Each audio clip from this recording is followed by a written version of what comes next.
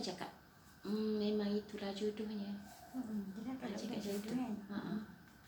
Bila ibu solat istikharah, memang dalam solat tu dengan suara Abi, sebab masa tu tak pernah jumpa lagi. Yang first kan. Lepas solat istikharah tu dengan suara Abi, lepas tu nampak pakcik dengan makcik duduk berbincang, tapi tak tahu berbincang pasal apa. Mungkin itulah Allah bagi petunjuk yang Abi ni jodoh ibu. Selepas ibu istikharah tu lah. Maksudnya ibu nampak dalam mimpi ke atau macam mana? Nampak dalam mimpi tu lah. 3 kali pada istikharah. Yang tu. Ibu hanya nak meyakinkan lagi. 3 kali ibu buat. Lepas tu ibu pun redha lah dengan apa yang Allah tentukan untuk ibu. Maknanya redha terima Abi dengan anak-anak. Sampai sekarang ni. Sampai hari ini. Betul. Okey.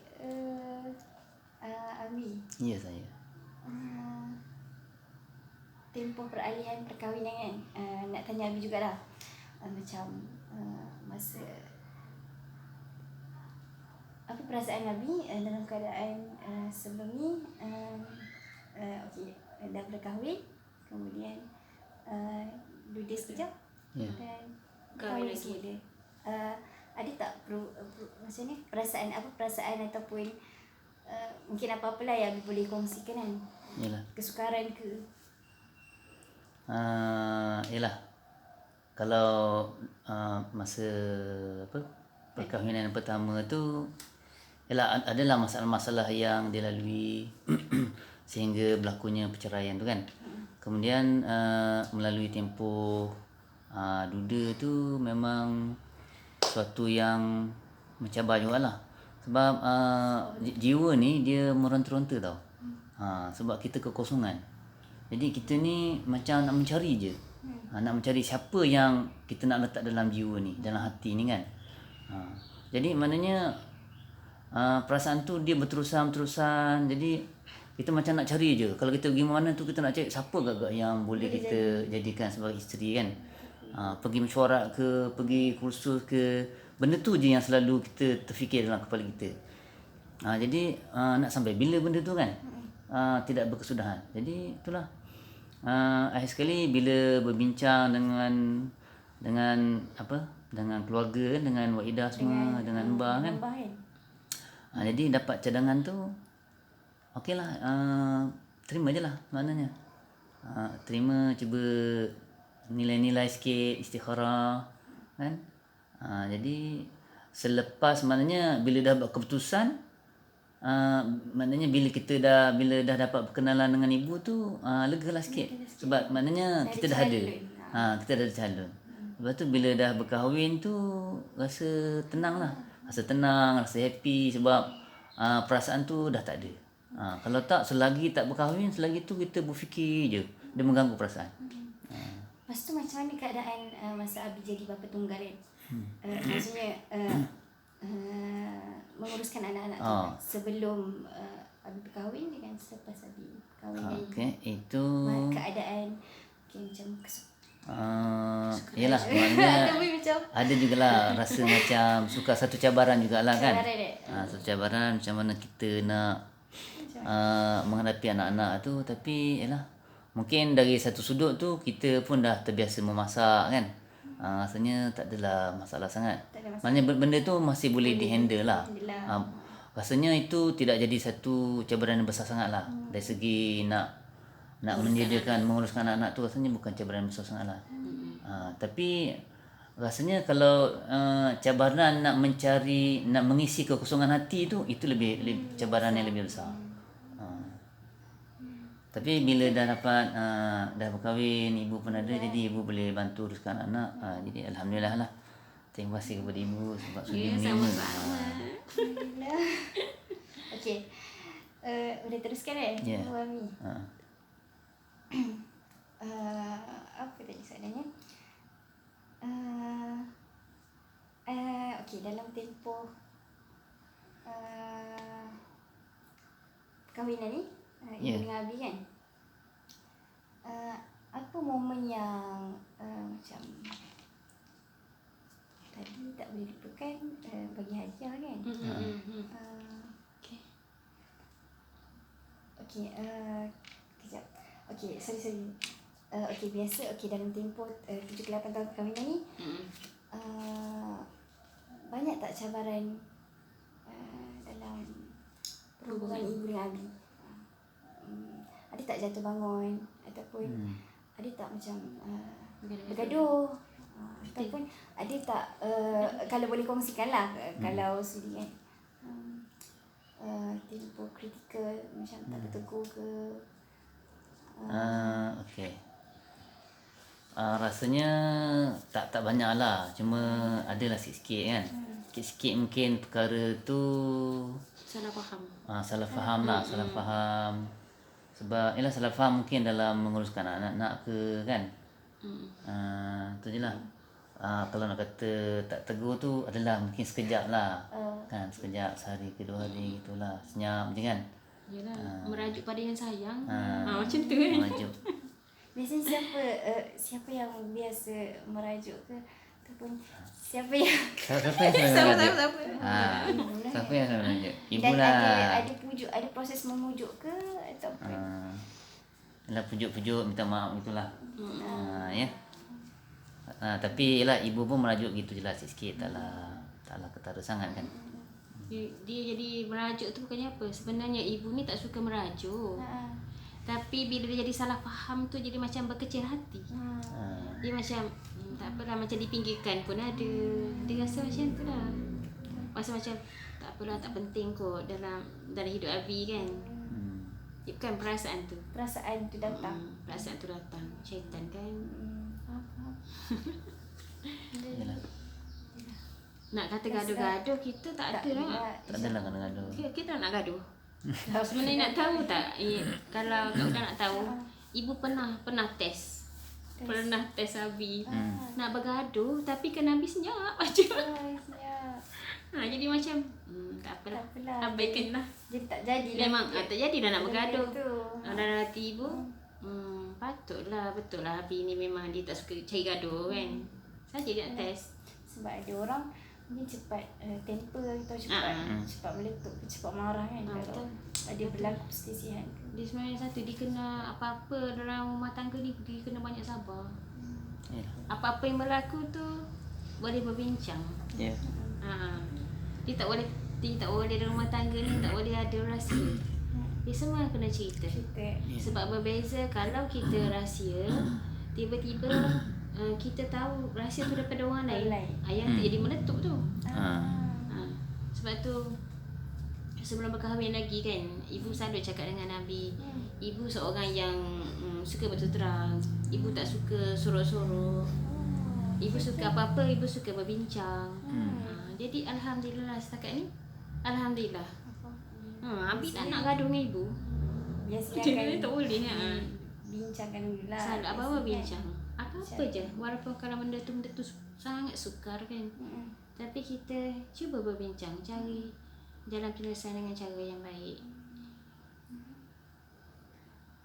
Biasanya kalau dalam perbincangan tu seorang setuju, seorang tak setuju, akan usahakan juga untuk kena win-win situation. Win-win situation.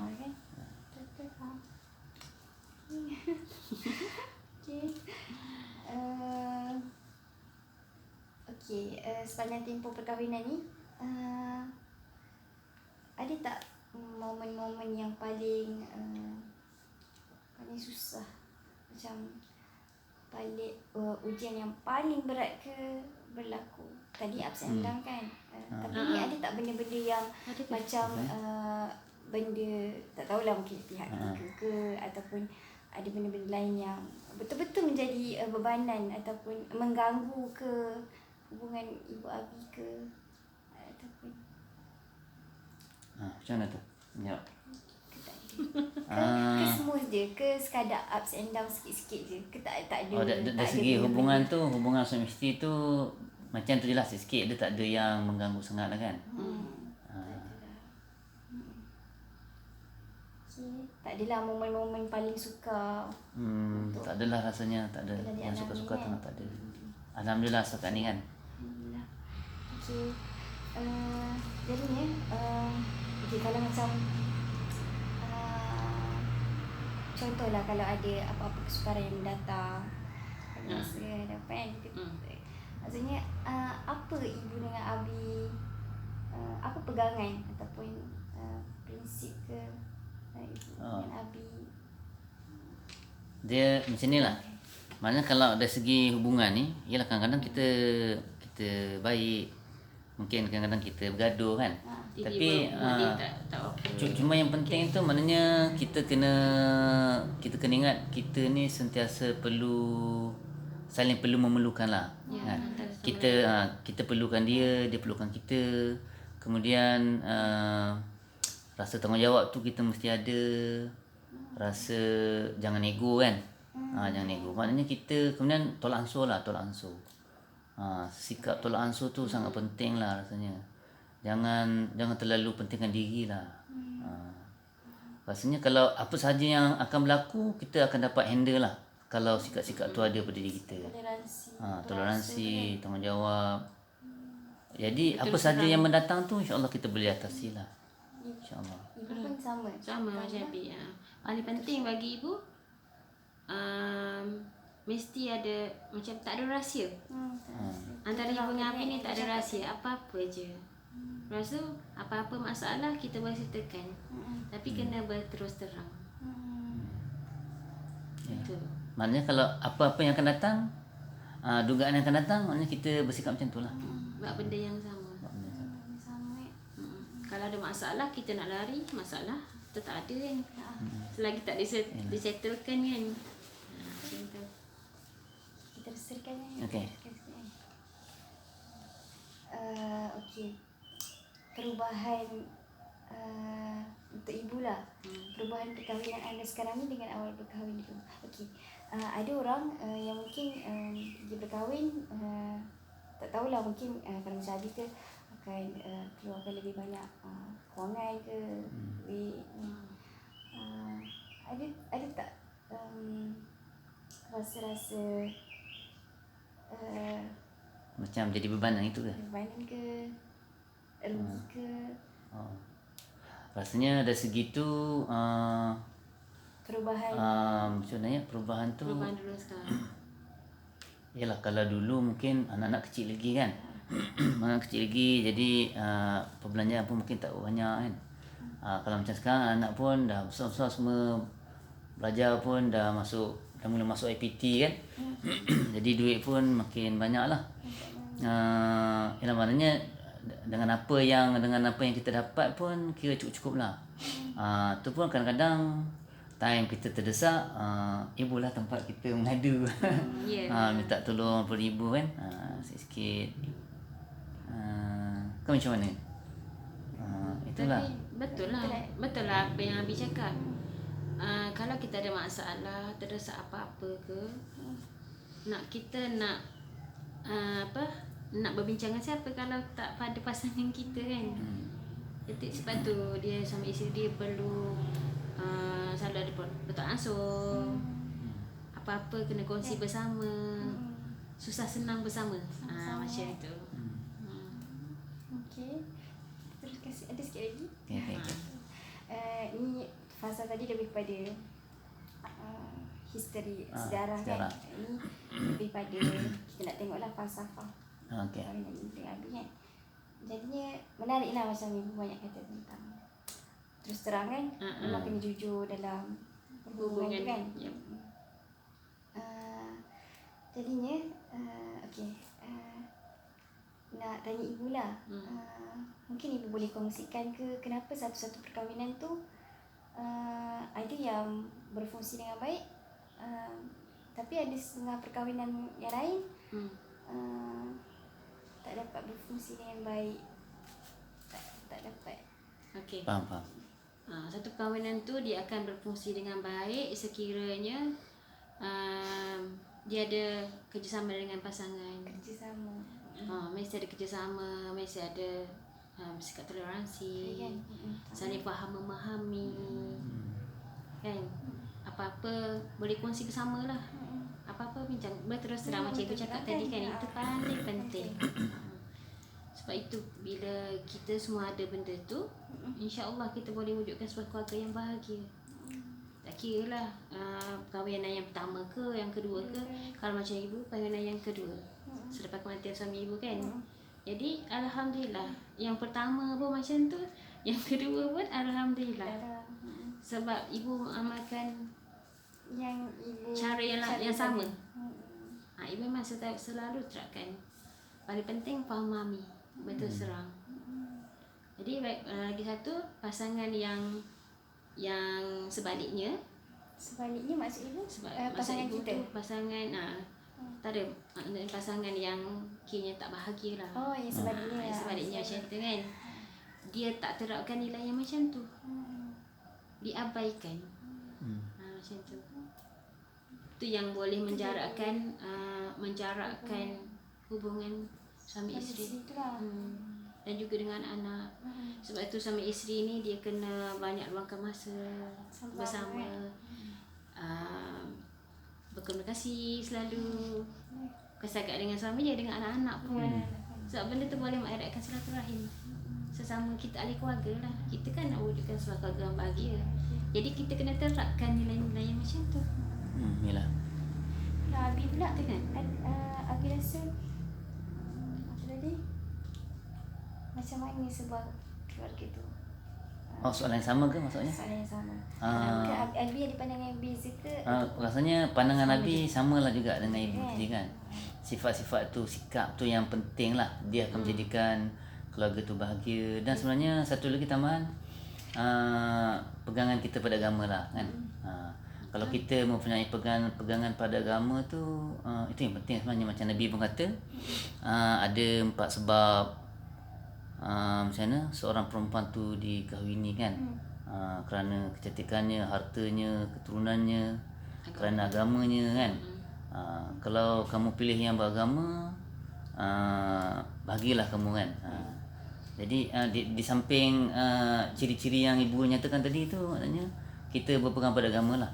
Pasangan kita seorang yang beragama, kita sendiri pun mesti mengamalkan agama. Jadi itulah yang menjamin kebahagiaan hidup kita lah. Kemudian kalau keluarga yang tak berjaya tu, yalah, dia sebenarnya ada juga keluarga yang pegangan agama kuat kan, tapi mungkin dia tidak berjaya dalam kehidupan rumah tangga suami isteri kan. Itu kita tak nafikan, itu mungkin sebagai satu takdir kan.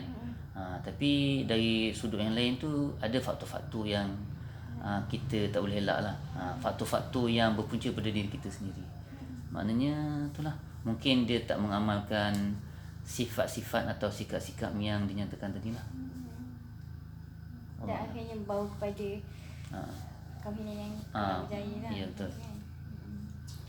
Kalau macam ibu dengan Abi, ada tak kawan-kawan sekolah ke ataupun kawan-kawan kenalan ke yang ada situasi keluarga mereka pun maksudnya keluarga mereka ada yang tak berjaya ke? Tak berjaya. Ada. Kalau macam kawan ibu, ibu selalu nampak kawan ibu tu dia memang perkahwinan dia dan keluarga dia suami isteri dia selalu bergaduh, sehingga kan anak dia cari ibu. Anak cari ibu, minta tolong dengan ibu. Tapi takkan ibu nak masuk dalam rumah dia sedangkan dia tengah bergaduh kan. Jadi kat situ ibu sebenarnya bila tengok, kenapa jadi macam ni kan. Tengok anak-anak dah jadi lain. Lepas tu bila ibu tanya, rupanya macam isteri dia tidak melaksanakan tanggungjawab sebagai isteri yang sepatutnya. Macam makan pakai tak terjaga, anak-anak terbiar. Jadi suami dia pun pernah cakap dengan isteri dia lah. Sebab ibu tanya suami dia kan, kenapa jadi macam tu. Sebab sebagai kawan kita berhak menasihati kawan kita kan. Jadinya bila ibu tanya suami dia kenapa jadi macam tu, dia kata, dia ceritalah sebab isteri dia macam ibu cakap tadi lah. Tapi sebenarnya bagi ibu bukan salah isteri dia saja, tapi salah suami dia juga. Suami dia pun kurang berkomunikasi dengan isteri dia, selalu keluar. Paling utama dia cari partner lain. Yang tu masalah tu. Memang benda tu memang sangat tak bagus dalam rumah tangga. Sebab tu kita kena percaya pada pasangan kita. Ya. Kita kena yakin dah itu dah Allah tentukan pada kita kan. Lepas tu macam dari segi makan pun orang ni makan tak makan. Jadi sebenarnya kita nak wujudkan keluarga bahagia, kena makan sama-sama, solat sama-sama, betul kan? Jadi bila tak ada tu, itu jadi renggang perhubungan, menjarakkan lagi hubungan suami isteri. Dah jadi bergaduh, anak-anak tengok kan tak bagus kan, jadi contoh pada anak-anak mak ayah bergaduh. Itu yang ibu nampak lah, kawan ibu yang mengalami situasi keluarga yang tak berapa baik lah kan. Tak berapa baik. Tapi ada tak kawan-kawan ibu yang ibu rasa boleh jadi keluarga contoh ni? Ada tak macam sangat bagus ke dari segi yang kata keluarga yang sangat bagus tu? Tak ada, yang biasa-biasa je lah. Tu mungkin tanya Abi kot. Abi ada? Abi ada. Lain. Yalah, kalau orang yang kita kenal tu rasanya biasa-biasalah. tak adalah maknanya hebat sangat kan. Tapi apa yang kita nampak dia bagus. Adalah maknanya yang kita kenal tu. Dia sebagai pasangan suami isteri yang bagus, yang baik. Anak-anak dia pun bagus, pegangan agama anak-anak dia pun bagus kan. Bila kita tengok anak-anak dia pun beradab sopan, macam mana dia sikap daripada mak ayah, sikap daripada orang lain. Jadi kita nampak maknanya mak ayah dia tu berjaya lah dalam melayari bahtera rumah tangga kan. Dan mendidik anak-anak lah. Itu je lah. Bila Abi tengok mungkin ada yang menjadi dah kan, kita kata kan keluarga tu, ada tak persamaan keluarga tu dengan keluarga kita ataupun dalam hubungan suami isteri ibu dengan Abi kan? Mungkin rasanya ada jugalah, adalah persamaan ya. Maknanya kita meyakini keluarga yang baik tadi tu dia mengamalkan ajaran agama kan. Kita pun ada melaksanakan perkara yang sama. Cuma maknanya kita harap keluarga kita pun jadi macam dia atau lebih baik lagi lah. Dan ibu, situasi keluarga tadi sangat berbeza ke? Yang kawan ibu tadi yang okey. Kalau macam kawan ibu tadi, kita tak ada dah jadi macam tu kan. Tak ada kan? Mudah-mudahan sampai ke syurga kan, tak ada macam tu. Kita bahagia dengan anak-anak kan. Jadi bagi ibu kan, apa yang berlaku depan mata ibu sendiri pun, sebab ibu tengok sendiri situasi tersebut kan. Jadi bukan sekadar bercerita saja, tengok depan mata. Tengok secara live kan. Jadi ibu jadikan itu satu pengajaran. Sebab bila ibu tengok tu, ibu memang dalam keluarga ibu tak akan buat macam tu. Ibu tak nak abaikan suami, ibu tak nak abaikan anak. Sebab bagi ibu itu penting dalam hidup kita. Itu kan anugerah Allah kan. Jadi kita kena jaga. Kena jaga. Kita kena terima semua tu dengan seadanya. Okey. Kita pergi kepada perkahwinan ibu bapa ataupun mbah kan. Dengan mak ibu Wan dengan Aki. Wan dengan Aki. Mungkin Abi lah dulu kan. Abi cerita. Abi boleh ceritakan sikit. Macam mana perkahwinan Mbah Isa dengan Mbah Salamah dulu, kalau yang setakat Abi tahulah. Mbah Isa dengan Mbah Salamah ni dia kahwin kira usia muda jugalah.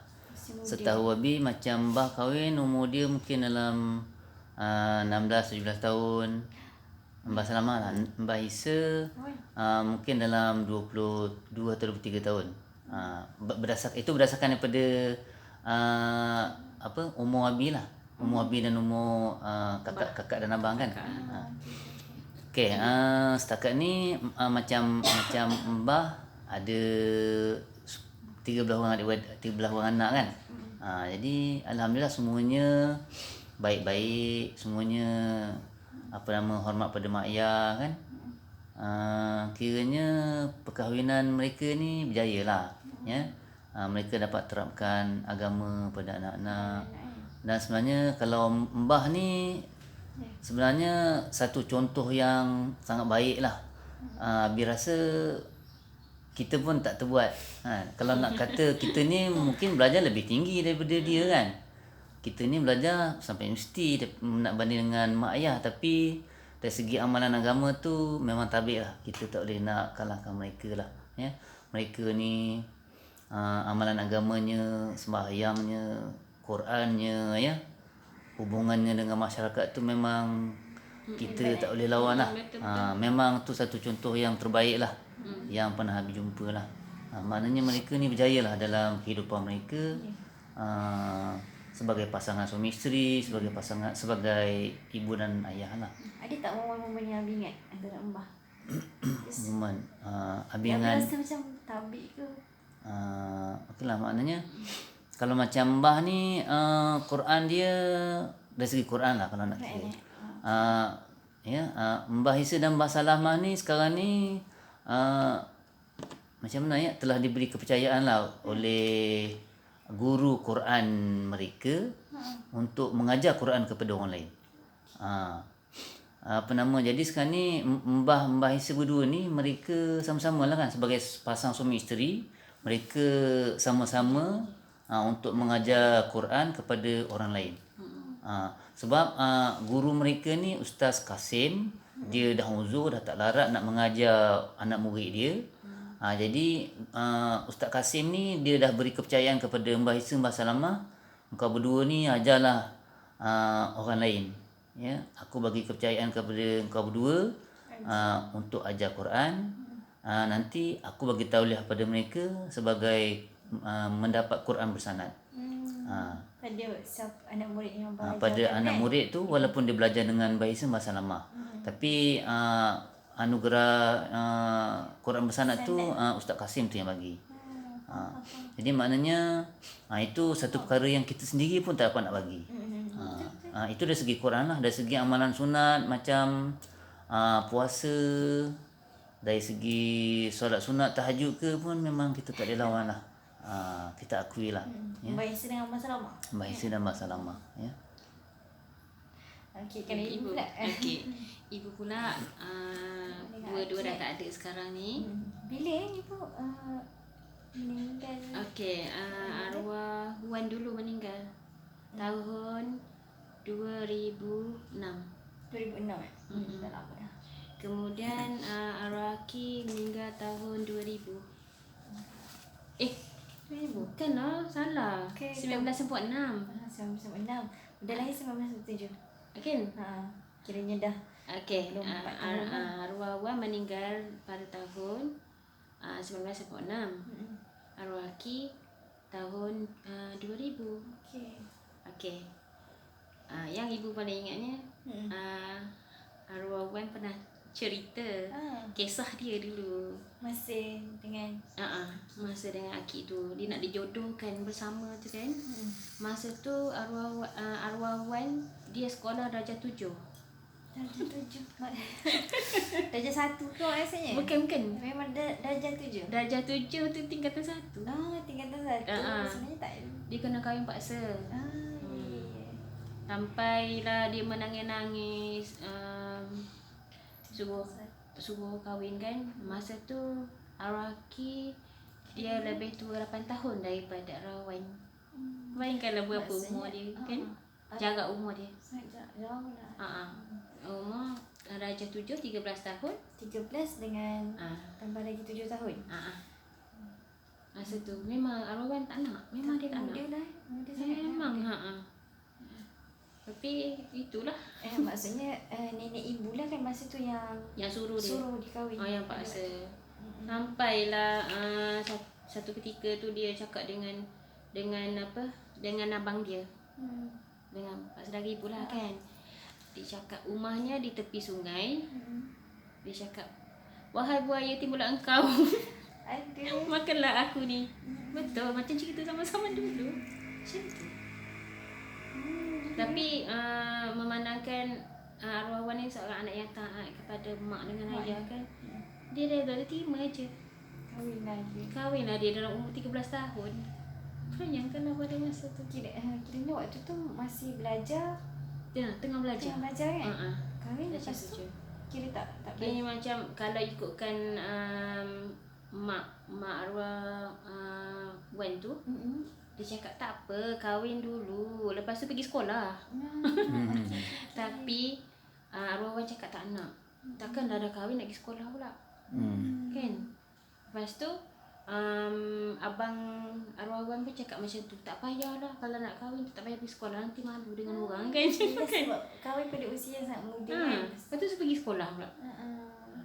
Tapi pada waktu tu sebenarnya sangat macam ni, biasa kan orang kahwin mungkin 17 18 kita boleh terima lagi kan. Tapi ni sangat muda. Sangat muda kan.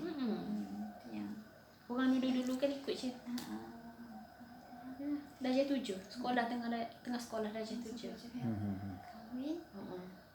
Ibu anak yang nombor 7. Kalau bukan ibu, sebenarnya ibu adik-adik ibu kan 12 orang. Tapi 2 dah simpan, dah tak ada. Tinggal 10. Jadi kira ibu anak yang ke-7 dah daripada 10 yang ada tu kan. Lagi satu adik-beradik arwah Wan sendiri pun 10 orang. Oh, ramai. Adik-beradik arwah Aki 9 orang. Memang keluarga kami keluarga ramai. Sebab itu ibu biasa dengan adik-beradik ramai, macam Abi adik-beradik ramai. Ibu 12, Abi 13. Kan? Jadi macam tak kekok lah bila dah masuk dalam keluarga dia. Keluarga pun tak kekok, dah biasa. Dah biasa dengan keluarga besar kan. Keluarga besar dengan anak saudara dia yang ramai.